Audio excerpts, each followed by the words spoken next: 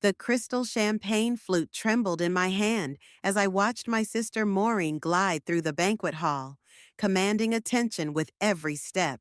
Even at our parents' 40th anniversary celebration, she had to make it all about herself. My name is Rosalind, and I've spent 31 years living in my sister's shadow.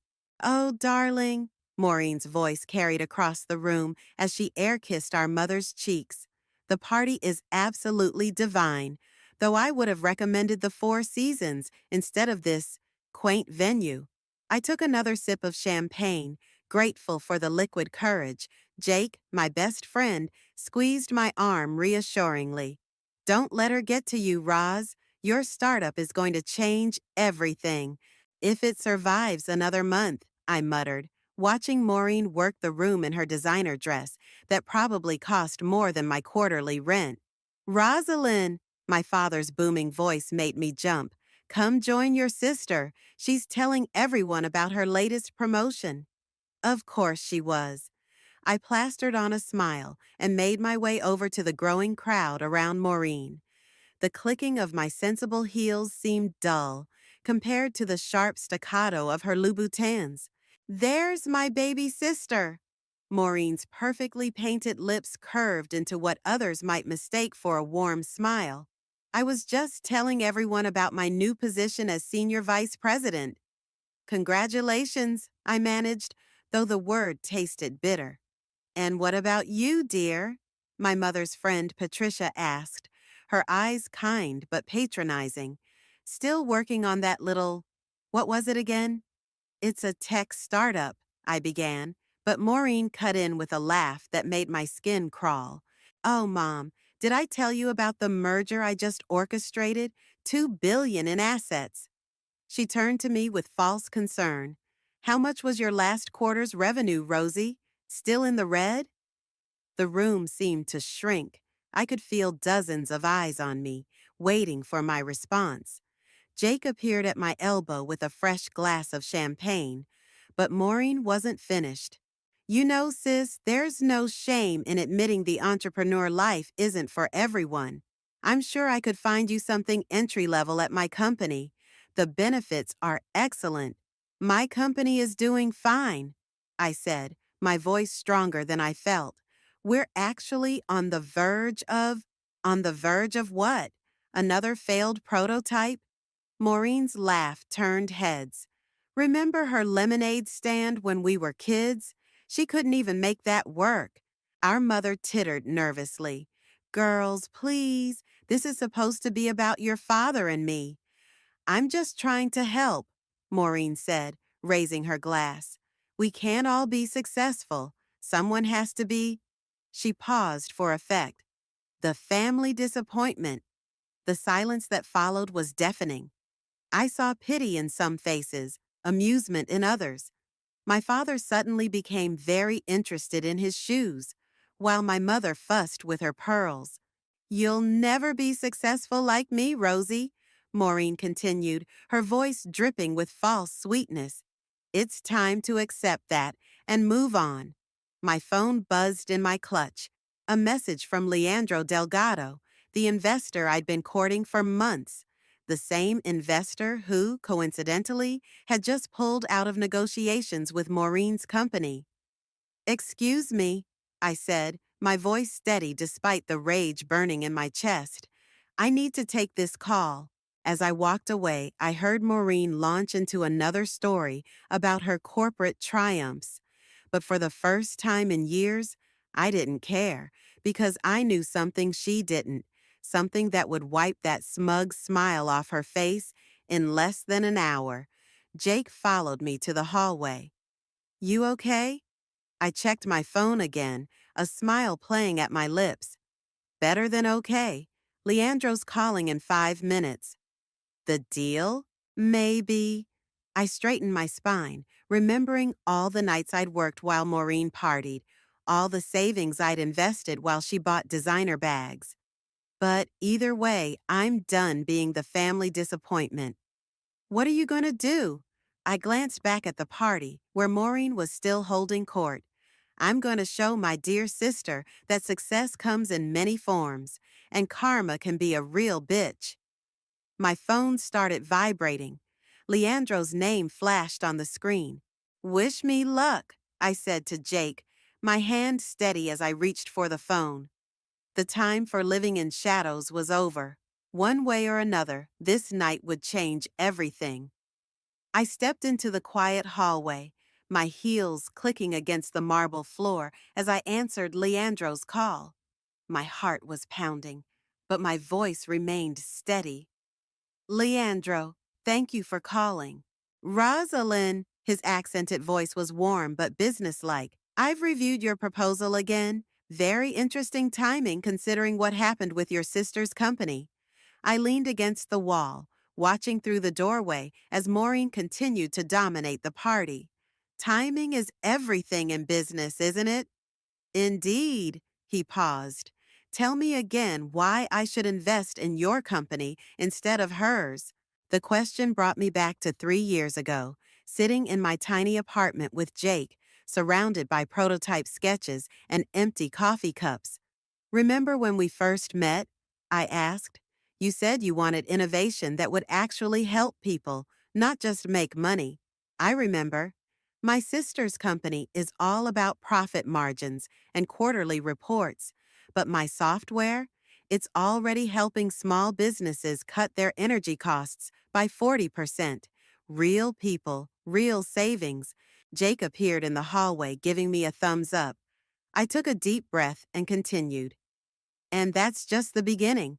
With your investment, we could expand to... Stop selling, Leandro interrupted. I've made my decision. My stomach dropped. Through the doorway, I could see Maureen raising her glass for another toast. The papers are being drawn up as we speak, he said. 20 million with the terms we discussed. The world seemed to tilt. You're saying yes? I'm saying yes, and I've already informed the media. They should be running the story within the hour. I gripped the phone tighter. The media? Is that a problem? No, I said quickly, thinking of the TV running in the background at the party. No problem at all. After hanging up, I slumped against the wall. Jake rushed over. Well, what did he say? I showed him the text that just came through. The official term sheet. His eyes widened. Holy shit, Roz. 20 million. This is huge. Shh. I pulled him further from the doorway. The story's gonna break on the news soon. I want it to be a surprise. Jake's grin turned wicked. You mean you want Maureen to find out along with everyone else? Exactly. That's cold. He paused. I love it. My phone buzzed again. This time it was Yvette, my mentor. Did you get it? She texted. The news crew is ready. You knew? I texted back. Who do you think suggested your company to Leandro? Tears pricked my eyes. While Maureen had been busy tearing me down, others had been quietly building me up. We should get back, Jake said, nodding toward the party. Your parents are about to give their anniversary speech. Wait, I grabbed his arm. What if this makes everything worse? Worse than your sister humiliating you in front of everyone you know? Point taken. We returned just as my father was tapping his glass for attention. Maureen immediately tried to stand next to him, but he waved her back. Laura, he said, looking at my mother, 40 years ago, you took a chance on a nervous young man who couldn't even tie his bow tie properly. The crowd chuckled. I checked my phone, 15 minutes until the evening news. You believed in me when no one else did, he continued, and that belief changed everything. My mother wiped away a tear. I noticed the TV volume had been turned up for the speech, the news anchor's voice a quiet murmur in the background. Sometimes, my father said, all it takes is one person believing in you to... Breaking news, the TV suddenly blared. All heads turned toward the screen. My heart stopped. This was it. We're receiving reports of a major investment in the clean energy sector. Maureen's champagne glass froze halfway to her lips. Local startup founder Rosalind Harrison has secured a $20 million investment from tech mogul Leandro Delgado. The room erupted in gasps. All eyes swung from the TV to me, then to Maureen, whose face had gone completely white. The deal, reportedly finalized just moments ago, represents one of the largest clean energy investments in the state this year. Rosalind, my mother's voice quavered. Is this true? Before I could answer, my phone lit up with notifications. The story was everywhere. I looked at Maureen, remembering her words from earlier. Someone has to be the family disappointment, I said softly, but it doesn't have to be me anymore. The room burst into chaos as everyone started talking at once.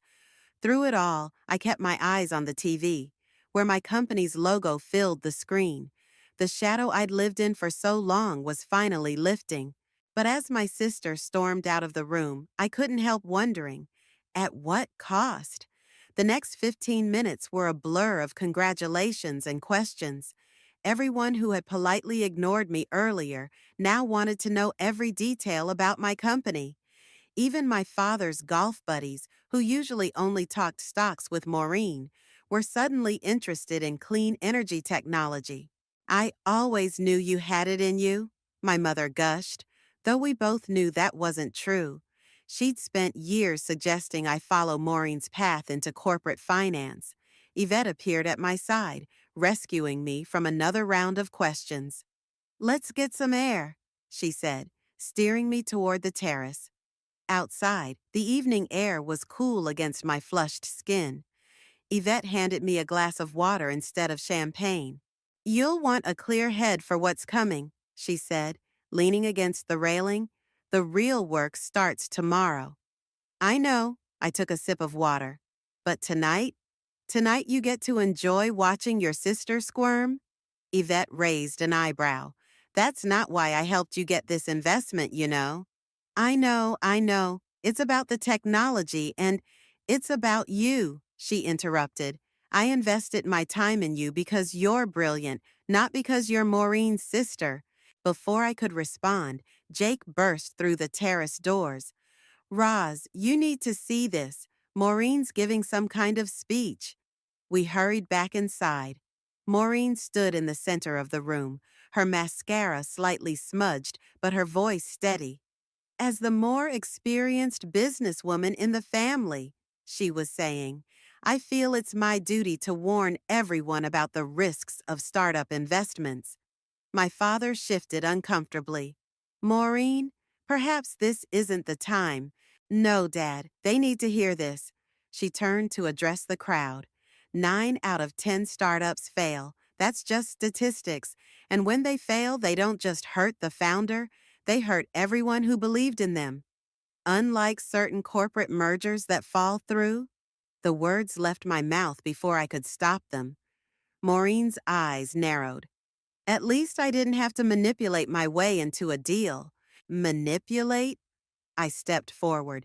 You mean like how you manipulated Mom and Dad into paying for your MBA while I worked 3 jobs to fund my company? Girls, my mother's voice cracked. Please, not at our anniversary party. But Maureen wasn't finished. You think getting one investment makes you successful? You have no idea what's coming. The pressure, the expectations, the fear of failure, I cut in. Trust me, sis, I know all about that. I've been living with it since we were kids. The room had gone completely silent. Even the waiters had stopped circulating. You want to talk about failure? Maureen's voice was dangerously low. Let's talk about how you're going to feel when everyone realizes you're in way over your head. That's enough. Yvette stepped between us. Maureen, I've worked with both you and your sister. The difference is, Rosalind actually listens to advice instead of just pretending to know everything. And who exactly are you? Someone who's built and sold 3 successful companies. Yvette smiled coolly. While you were climbing the corporate ladder, I was building the whole building. A murmur went through the crowd. Maureen's face flushed red. Well, she said, forcing a laugh, I guess we'll all see how this plays out, but don't come crying to me when… The TV suddenly blared again. More breaking news on the Delgado investment story. Sources confirmed that the deal came shortly after Delgado Ventures pulled out of negotiations with Standard Corp, citing philosophical differences with their business model. All color drained from Maureen's face. Standard Corp was her company. Is that true? My father asked, looking between us. Did you know about this, Rosalind? I… I started, but Maureen cut me off with a bitter laugh. Of course she knew. She probably planned it this way, waiting until my company's deal fell through, then swooping in to steal our investor. I didn't steal anything, I said firmly. Leandro chose to invest in my company because we align with his values, something you might want to think about. Values don't pay shareholders, Maureen snapped. No, I agreed, but they help you sleep at night. The room erupted in whispers. I could see people taking sides, some nodding with Maureen, others looking at me with new respect. Jake touched my arm. Your parents look like they're about to have a stroke. He was right. Mom was stress-eating canapes while Dad kept loosening his bow tie. Maybe we should… I started, but was interrupted by my phone buzzing. The caller ID showed Leandro's name. Excuse me, I said, echoing my words from earlier. I need to take this call. As I walked away, I heard Maureen say something about beginner's luck. But this time, her words didn't sting, because this time, I wasn't the one who needed to prove herself anymore. Rosalind, Leandro's voice was urgent. Turn on CNBC now. I rushed back into the main room, where the TV was still running. Can someone change this to CNBC? I called out. Jake grabbed the remote and switched channels. There I was, my company logo splashed across the screen alongside Leandro's. The ticker at the bottom read, Breaking, Delgado Ventures backs revolutionary green tech startup. I wanted to warn you, Leandro said through the phone. The story's bigger than we anticipated. Your sister's company's stock is already responding to the news. As if on cue, the anchor started speaking. In a surprising turn of events, Standard Corp shares dropped 12% in after-hours trading following the announcement that Delgado Ventures has chosen to back their competitor. Maureen's phone started ringing. She fumbled with it, her hands shaking as she declined the call. Another call came immediately after, and another. The market's reaction is quite telling, the TV analyst continued. Standard Corp's failed negotiation with Delgado signals a potential shift in investor confidence. Turn it off, Maureen snapped, but nobody moved. This emerging player in the green energy sector, the anchor gestured to my company's logo, represents a new approach to sustainable technology. My father stepped closer to the TV, adjusting his glasses. Rosie, is that your prototype they're showing? Before I could answer, my phone buzzed with another call, this time from a number I didn't recognize.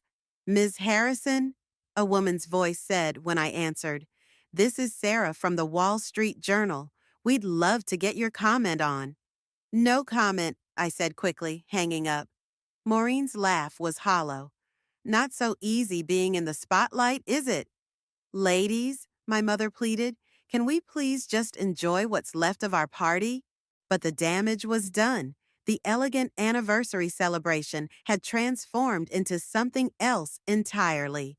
Half the guests were glued to their phones, watching the market reaction. The other half were trying to get close enough to hear my conversation with Leandro.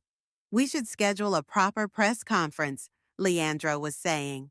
Tomorrow morning? Tomorrow? I glanced at Yvette, who nodded encouragingly. Yes, that works. Perfect. My team will send the details. He paused. And Rosalind? Congratulations, you earned this. As I hung up, I noticed my parents huddled in a corner, speaking in hushed tones. My mother was dabbing at her eyes with a napkin. Mom? I moved toward them. Are you okay? Oh, honey. She reached for my hand. We had no idea. All this time we thought you were struggling, my father finished. We should have paid more attention. Well, Maureen cut in, appearing beside us. She was struggling until today's little publicity stunt. It's not a stunt, I said firmly. My team has been working on this technology for 3 years. Your team? Maureen scoffed. You mean those college dropouts who work out of your garage? Those dropouts include 2 PhD candidates and a former NASA engineer, Yvette interjected. I've worked with them myself. My father's eyebrows shot up. NASA? Dad? Maureen touched his arm. Don't let them fool you. This is all smoke and mirrors. In 6 months, in 6 months, I interrupted, our technology will be helping thousands of small businesses reduce their carbon footprint while saving money. What will your next merger do besides make your shareholders richer? The room fell silent again. Even the TV seemed quieter. You know what? Maureen grabbed her purse. I don't have to stand here and listen to this. I have a board meeting in the morning. To discuss the stock drop? Jake muttered, just loud enough to hear. Maureen spun around, her eyes blazing. This isn't over, Rosie. You may have won this round, but you have no idea what you're getting into. The corporate world will eat you alive. Maybe, I said, standing taller, but at least I'll be doing something that matters. She stormed toward the exit but paused at the door. Mom, Dad, I'm sorry your anniversary party was ruined by this. After she left, the room seemed to exhale collectively. My mother sank into a chair. I need a drink, she announced. Make that 2, my father added. Jake appeared with fresh champagne for everyone. I'd say this calls for a real celebration now. As glasses were raised, I caught Yvette's eye. She gave me a subtle nod, but her expression was serious. We both knew this was just the beginning. My phone buzzed again. More press requests, more investors, more opportunities. The quiet days of working in obscurity were over, and somewhere across town I knew Maureen was already plotting her next move. The question was, who would crack first under the pressure? The morning after the party, my office was chaos. Phones rang nonstop, emails flooded in, and reporters camped outside our modest building. Jake had brought coffee and donuts, but they sat untouched as my team scrambled to prepare for the press conference. Your sister's on line 3, my assistant called out. Again, still not taking her calls, I replied, adjusting my blazer in the reflection of my computer screen. The same screen that displayed dozens of news articles about last night's events. Yvette burst through the door. Change of plans. We're moving the press conference to the Delgado building downtown. More professional. But, no buts. Your sister's already giving interviews, trying to spin this her way. I grabbed my laptop. What's she saying? See for yourself. Yvette handed me her phone, showing a business news interview from 20 minutes ago. There was Maureen, perfectly composed in her office, speaking directly to the camera.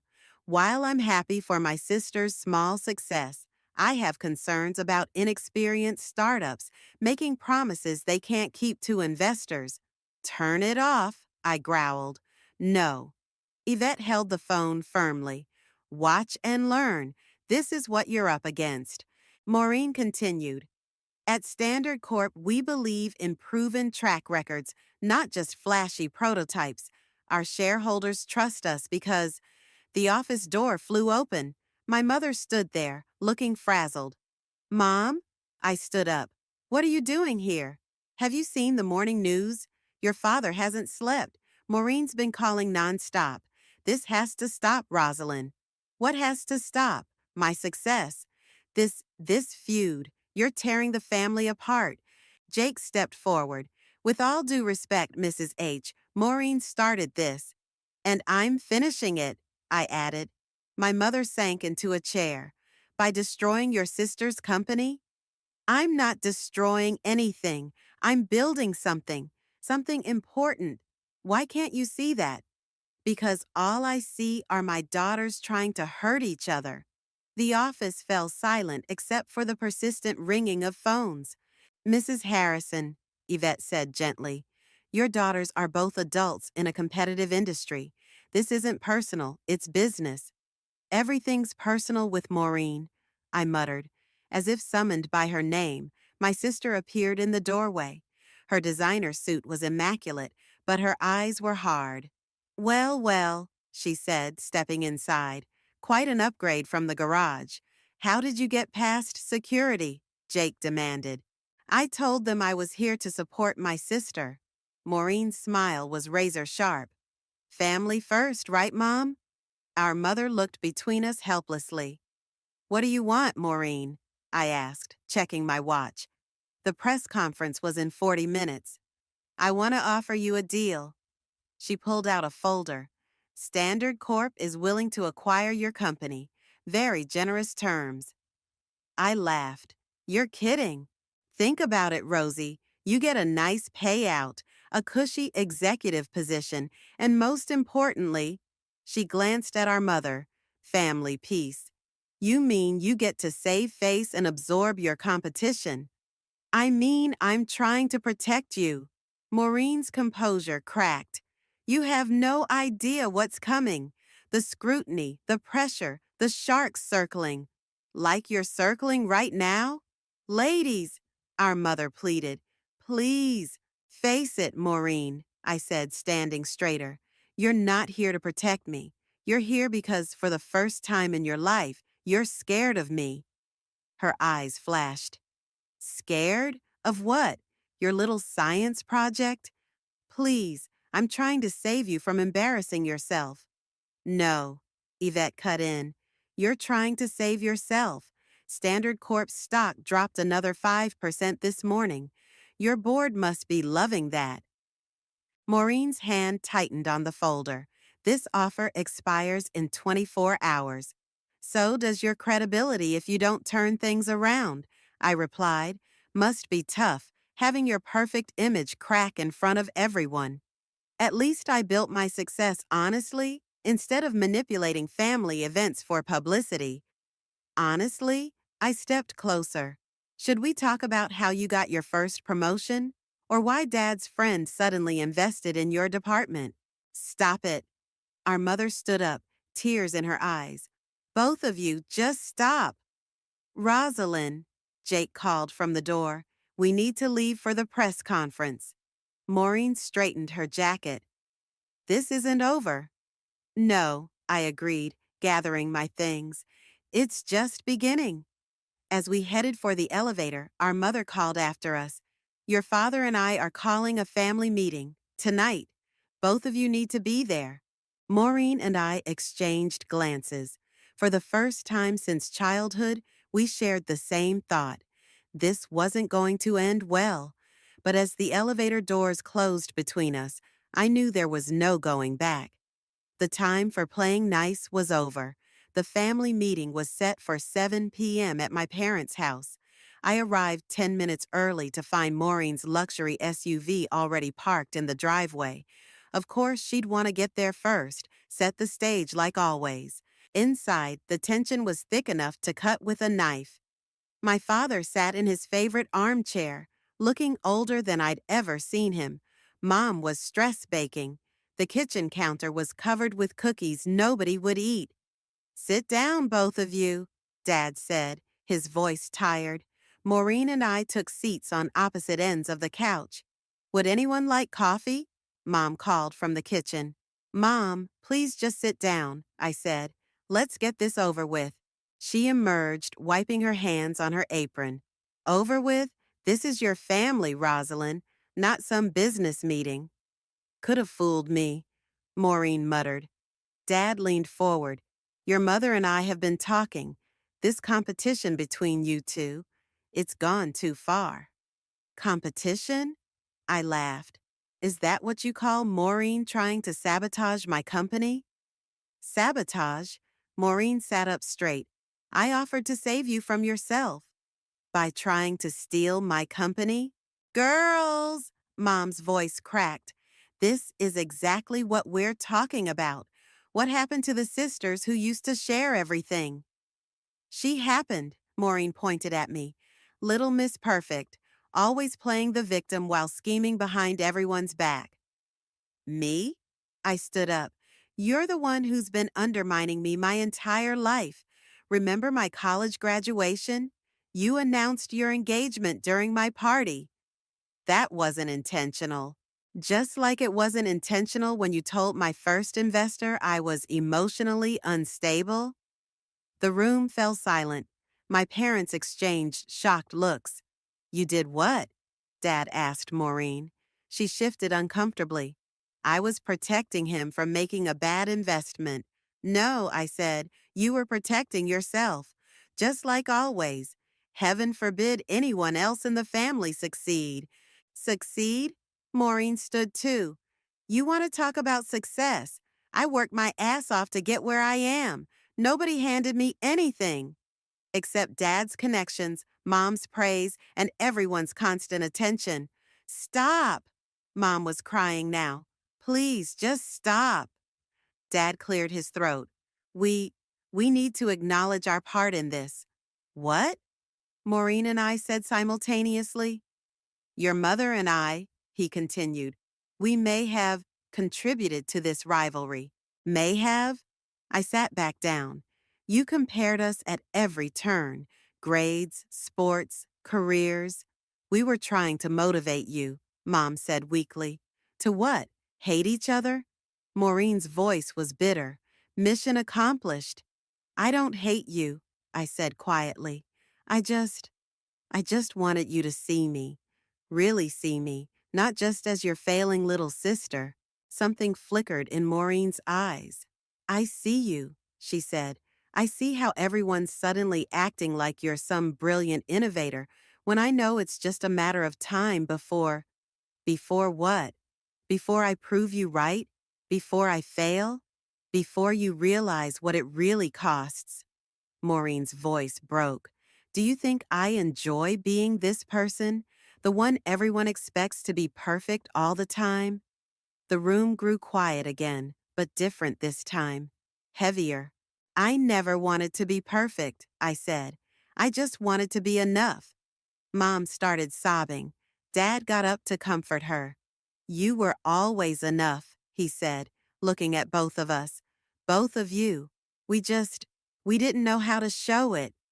Maureen's phone buzzed. She glanced at it, and her face went pale. What is it? I asked, despite myself.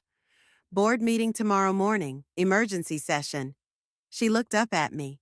They're voting on my position. For a moment, I saw past the perfect exterior to the scared sister underneath, the one who used to let me crawl into her bed during thunderstorms. I could, I hesitated. I could release a statement about our companies exploring collaboration opportunities. Maureen stared at me.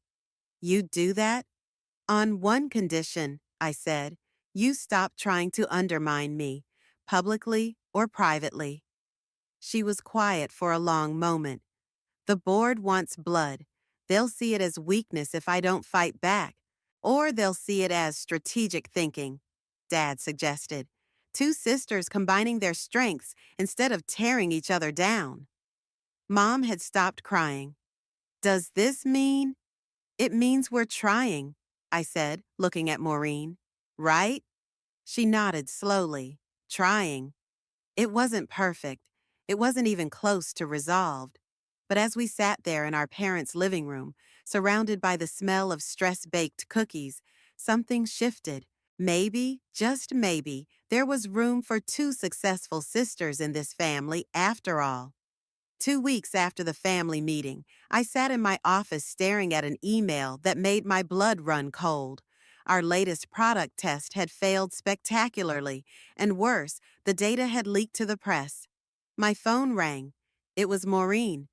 Have you seen the headlines? She asked, skipping the greeting. Yeah. I refreshed my browser. The story was everywhere. Green tech startups, revolutionary products shows fatal flaws. Your stock options are going to tank when the market opens. We're not public yet, I reminded her. No, but Delgado Ventures is, and they're heavily invested in you. She paused. The board meeting didn't go well, did it? I glanced at the conference room where Leandro had just finished reaming out my entire team. Could say that. Jake burst in without knocking. Reuters is on line one. What do you want me to tell them? Nothing yet. I turned back to the phone. Maureen, I have to. Don't say anything to the press. She cut in. Come to my office. Now. What? Why? Because I've been through this before, and you need help. 20 minutes later, I sat across from Maureen in her corner office, watching her pace. First rule of crisis management, she said. Never let them see you sweat. Easy for you to say. Your career isn't imploding. No? She laughed bitterly. Remember that merger I mentioned at Mom and Dad's party? It failed because I rushed due diligence. Cost the company millions. I never knew that. Because I managed the narrative. She sat down. Show me the test results. I handed her my laptop. As she read, her frown deepened. This isn't as bad as they're making it sound, she said finally. Tell that to Leandro. He's talking about pulling his investment. He won't. She started typing. But we need to get ahead of this story. We? Yes, we. I meant what I said at the family meeting. She turned the laptop around. Look at this. She'd drafted a joint press release announcing a partnership between our companies to enhance the technology's safety features. You do that? I asked. Put your company's reputation on the line for me? I'm not doing it for you. I'm doing it because it's smart business. But her slight smile suggested otherwise. My phone buzzed. Yvette. The vultures are circling, she said when I answered. 3 companies just made lowball acquisition offers. Including Standard Corp? I asked, eyeing Maureen. No, Yvette sounded surprised. They're the only major player who hasn't tried to capitalize on this. Maureen pretended to be absorbed in her computer. Listen, Yvette continued, we need to call an emergency board meeting. This could get ugly. After hanging up, I slumped in my chair. Maybe I am in over my head. Of course you are, Maureen said. Everyone is at first. The difference is whether you sink or swim. Says the person who never struggled with anything. She stopped typing. You really believe that? Come on, Maureen. Everything always came easy to you. Easy? She stood up and walked to her window. You want to know why I announced my engagement at your graduation? Because you're self-centered? Because I was terrified. She turned to face me. You were graduating with honors, starting your own company, following your dreams. I was stuck in a job I hated, engaged to a man I wasn't sure about, trying to live up to everyone's expectations. But you were already successful. I was surviving. There's a difference. She returned to her desk. Now, are we going to fix this mess or what? Before I could answer, Jake called. Roz, you need to see this. Someone just leaked internal emails about the product tests. My stomach dropped. How bad? Bad enough that Leandro's board is calling for an emergency session. Maureen was already grabbing her coat. Where's the meeting? You're not coming, I said. The hell I'm not. You need someone who speaks corporate shark. As we rode the elevator to her parking garage, she turned to me. You know this might not work, right? We might both go down in flames. Why are you really helping me? She was quiet for a moment. Because watching you fail won't make me feel successful anymore. And maybe it's time we both succeeded. Her phone buzzed, a news alert. The market had opened and Delgado Ventures stock was already dropping. Ready to face the sharks? She asked. I took a deep breath. Ready to face them together. For the first time in years, my sister and I were on the same side. Now, we just had to hope it wasn't too late for both of us. The Delgado Ventures boardroom felt like a courtroom, with Leandro's board members sitting in judgment. Maureen and I sat side by side, facing them. This partnership announcement, one board member said, waving the press release, it feels desperate. It's strategic, Maureen countered. Standard Corp's engineering team has identified the source of the testing anomaly. I pulled up the technical analysis on the screen. The problem isn't with the core technology, it's with the testing parameters we used, which my team can help fix, Maureen added. We've done similar implementations on a larger scale. Leandro studied us both. And we're supposed to believe this sudden sisterly cooperation isn't just damage control? Actually, I said, it's something that should have happened long ago. I glanced at Maureen. Sometimes the best partnerships come from unexpected places. Speaking of partnerships, another board member cut in. Standard Corp's stock rose 3% after your announcement. Quite convenient. Maureen straightened. If you're implying this is market manipulation, we're implying nothing, Leandro interrupted. We're stating it directly. Then let me be direct too, I said, standing up. Yes, my sister and I have had our differences. Yes, this partnership might seem convenient, but look at the numbers. I switched to the next slide, showing the potential market impact of our combined approach. Together, we can roll this out twice as fast, with better safety protocols and established distribution channels. Or, I paused, you can pull your investment, watch both our companies suffer, and miss out on what could be the biggest green tech innovation of the decade. The room fell silent. Maureen stood up beside me. My sister built something revolutionary, she said. I was too proud to see it before, but I'm seeing it now, and so is the market. My phone buzzed. A message from Jake. Turn on CNBC now. I grabbed the remote and switched on the boardroom TV. A major tech news anchor was speaking.